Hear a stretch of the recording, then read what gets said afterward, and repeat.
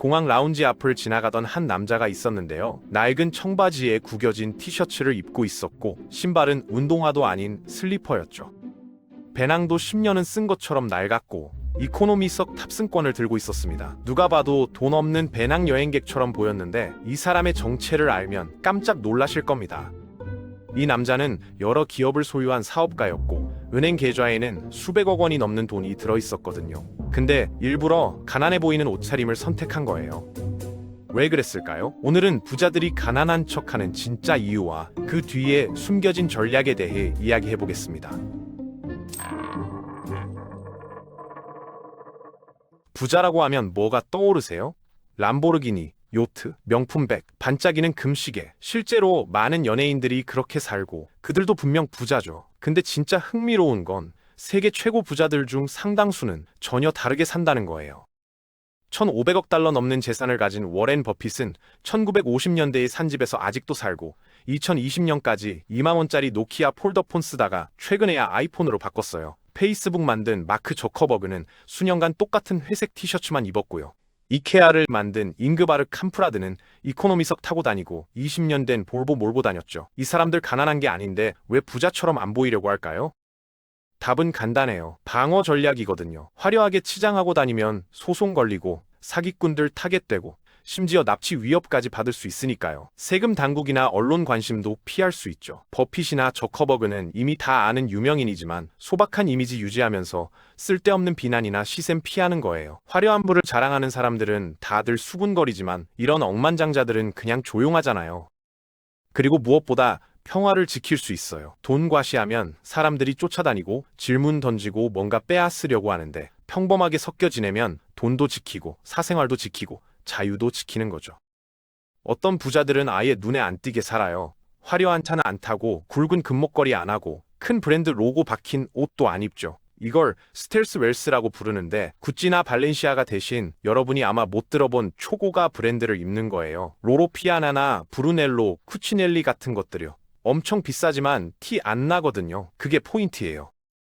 보통 사람들은 비싼 물건으로 지위를 보여주려고 하잖아요. 성공했다는 걸, 중요한 사람이라는 걸 알리고 싶어서 로고 큰 거 들고 다니는 건데 진짜 부자들은 그런 인정 필요 없어요. 자기가 부자인 거 알고 있고 남한테 증명할 필요도 없으니까요. 명품 사긴 해도 관심 받으려고 사는 게 아니라 품질이나 취향 때문에 사는 거죠. 반면 겉으로 부자처럼 보이는 사람들 중 상당수는 실제로는 부자가 아니에요. 연구 보면 명품에 가장 많이 쓰는 계층이 상류층이 아니라 중산층이거든요. 왜냐면 아직 올라가려고 애쓰는 중이니까요. 무시당할까봐 두려워서 비싼 걸로 신호 보내는 건데 대가가 따라와요. 동료들한테 잘 보이려고 고급차 할부 끌어다 타고 어울리려고 비싼 가방 사고 성공한 척하려고 카드 한도까지 긁어대죠. 이게 바로 시끄러운 가난이에요. 겉모습은 돈 외치는데 통장은 텅텅 비어있는 거죠. 가난해 보이는 게 효과적인 이유요? 위장막이 되거든요. 협상할 때 롤렉스 시계 차고 명품 슈트 입고 나타나면 상대방이 가격 올리고 SNS에 부자랑하면 가짜 친구들 달라붙고요. 2016년에 킴 카다시안은 파리 호텔에서 보석 사진 올렸다가 총기 강도당했고 2020년엔 래퍼 팝스모크가 인스타에 선물 가방 사진 올렸다가 실수로 주소 노출돼서 그날 밤 자택에서 총 맞아 사망했어요. 이런 건 누구도 겪고 싶지 않죠. 명성의 대가도 만만치 않아요. 2003년 마이클 잭슨은 플로리다 대형마트를 통째로 빌렸어요. 평범하게 장 보는 기분 느껴보고 싶었던 거죠. 몇 시간 동안 일반인 출입 맡고 직원들한테 돈 주고 일반 손님처럼 행동하게 했대요. 레이디 가가, 다니엘 레드클리프, 빌리 아일리시도 명성의 일부를 후회하면서 평범한 삶 살고 싶다고 했고요. 유명하고 부유하면 황금 세장 안에 갇히는 거예요. 돈은 많은데 자유는 없는 거죠. 그래서 요즘 많은 부자들은 보이지 않는 쪽을 택해요. 아무도 못 알아보니까 원할 때 나갈 수 있는 거죠. 좋은 물건 하나 사면 어떻게 되나요? 휴대폰 업그레이드 했거나 고급 가방 샀다 쳐봐요. 처음엔 선물처럼 느껴지는데 그 다음부턴 다른 것들이 안 어울려 보이기 시작해요. 새 재킷이 낡은 신발이랑 안 어울리고 새 휴대폰이 싸구려 이어폰이랑 매치 안 되죠. 그때부터 시작이에요. 물건 망가진 것도 아닌데 다 업그레이드 하고 싶어지는 거예요. 이게 디드로 효과예요. 1700년대 프랑스 철학자 디드로가 빨간 가운 선물 받았는데 입고 보니까 나머지가 다 초라해 보이는 거예요. 그래서 의자, 테이블 다 바꾸기 시작했죠. 무료 가운 하나 때문에 엄청난 돈 쓴 거예요. 더 위험한 건 뭐냐면 높은 수준으로 살기 시작하면 그게 금방 새 기준이 돼요. 원래 외식 10,000원 한도였는데 보너스 받아서 30,000원짜리 먹으면 나중엔 30,000원이 당연해지고 20,000원은 싸구려처럼 느껴지는 거죠. 이게 라이프 스타일 인플레이션이고요. 심리학자들이 쾌락 디딜방아라고 부르는 거예요. 계속 더 많이 쓰고 더 많이 기대하는데 행복은 안 오래 가요. 그래서 부자들은 이 함정 아예 피하는 거예요. 가난한 사람들이 남한테 잘 보이려고 사치품 사는 동안 진짜 부자들은 자유를 사거든요. 근데 부자들이 단순하게 사는 데는 또 다른 이유가 있어요. 바로 뇌를 아끼는 거예요. 스티브 잡스 알죠? 평생 같은 스타일 옷만 입었잖아요. 이유가 뭘까요? 아침마다 옷장 앞에서 뭘 입을까 고민하는 시간이 아까운 거예요. 그 에너지를 진짜 중요한 결정에 쓰고 싶었던 거죠. 저커버그도 똑같은 이유로 회색 티셔츠만 입었고요. 하루에도 수십 개의 중요한 결정을 내려야 하는 사람들은 사소한 선택에 에너지 낭비하고 싶지 않은 거예요. 우리도 비슷해요. 옷 뭘 입을지, 어떤 음식 먹을지, 어디서 커피 마실지 같은 작은 결정들이 쌓이면 진짜 피곤해지거든요. 그래서 부자들은 일상을 최대한 단순하게 만들어요. 자동화할 수 있는 건 자동화하고 루틴으로 만들 수 있는 건 루틴으로 만들죠. 그러면 진짜 중요한 일에 집중할 에너지가 남는 거예요.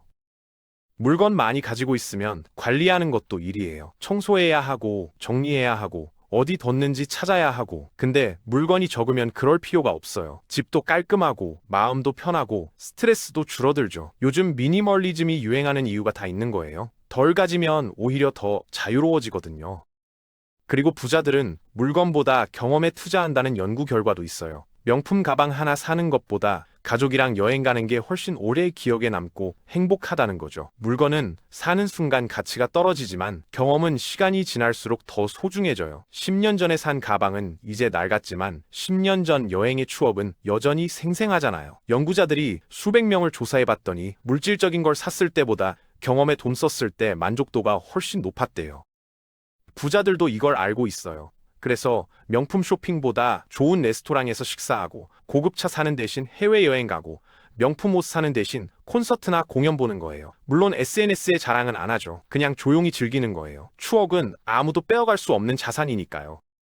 시간을 돈으로 산다는 개념도 중요해요.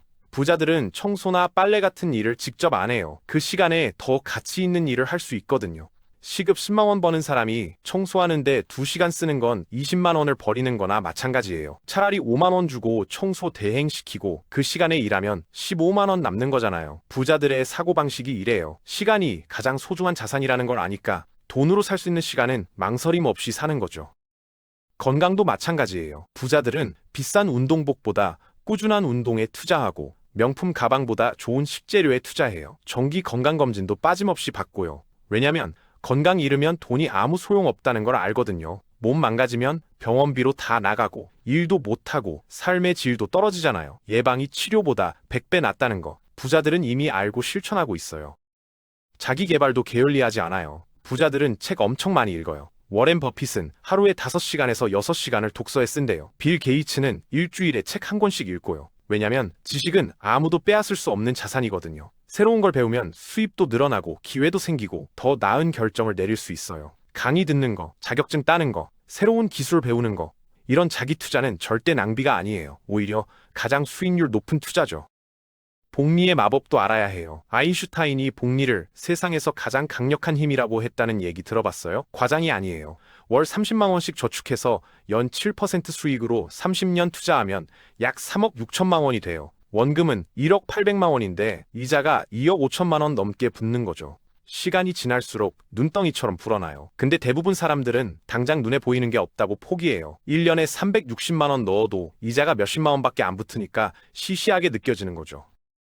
하지만 10년, 20년 지나면 달라져요. 초반엔 원금이 쌓이는 속도가 더 빨랐는데 후반엔 이자가 붙는 속도가 더 빨라지거든요. 그래서 부자들은 젊을 때부터 투자해요. 시간이 돈을 벌어주는 거니까요. 늦게 시작하면 원금을 훨씬 많이 넣어야 같은 결과가 나와요. 20대에 시작하는 것과 40대에 시작하는 것의 차이가 어마어마하죠.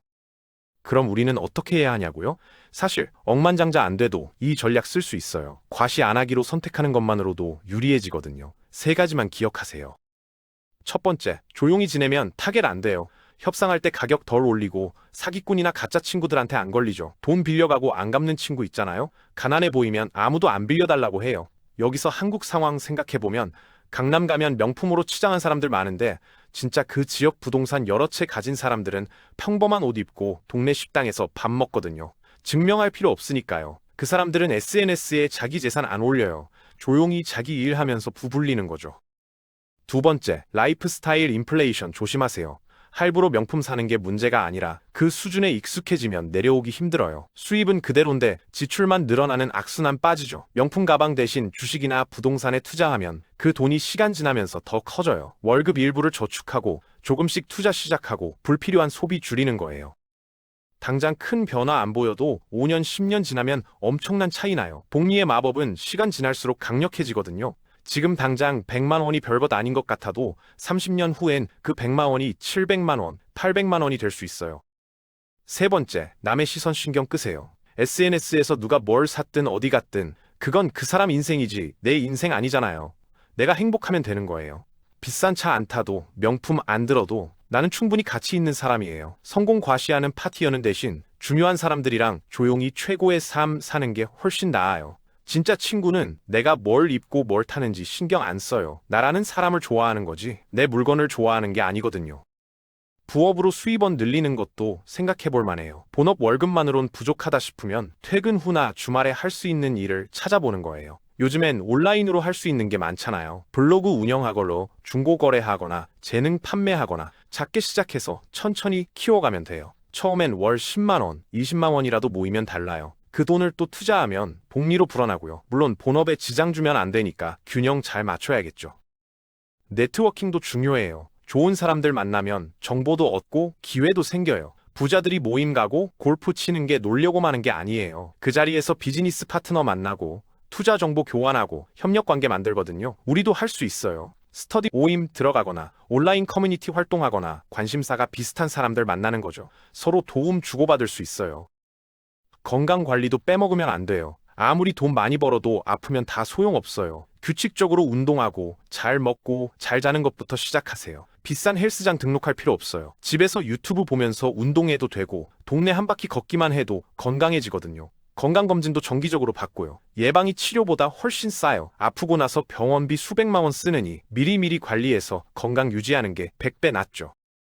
다음에 샌들 신고 낡은 옷 입고 다니는 사람 보면 함부로 판단하지 마세요. 그 사람이 가난한 건지 똑똑한 건지 모르니까요. 그리고 여러분도 마찬가지예요. 남들한테 잘 보이려고 무리하지 말고요.